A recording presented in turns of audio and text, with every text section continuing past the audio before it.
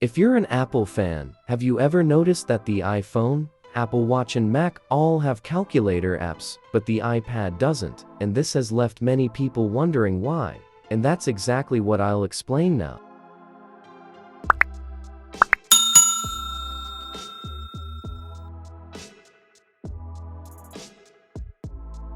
When the iPad was being created, a guy named Scott Forstall was leading its software development. He was responsible for the skeuomorphic interface feature early on the iOS, and the calculator app included with the iPad prototype was simply a scaled-up version of the iPhones. The software team assumed the final product would ship with this calculator, but once Steve Jobs saw it 1 month before the iPad's release, he met with Forstall right away. And he asked him saying, "Where's the new design for the calculator? This looks awful."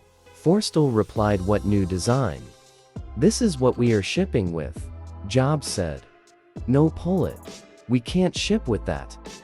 Although Forstall tried to convince Jobs to keep the calculator on the iPad, he was given an ultimatum: redesign the calculator's user interface to make it look good on the iPad's larger display, or it won't be included.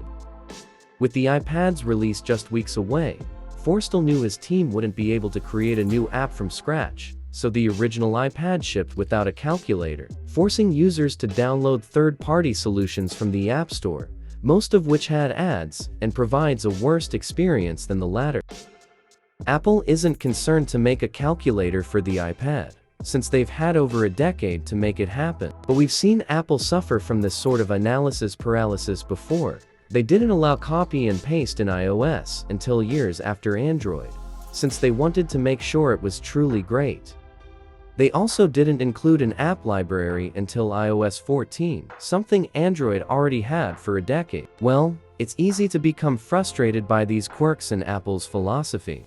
It's helpful to recognize that their restraints when adding new features probably helps more than it hurts. It ensures they only add features that improve the user experience, instead of making it messy, complex, or counterintuitive. So based on Apple's previous actions, I do expect to see a native iPad calculator app. I just hope it's sooner rather than later.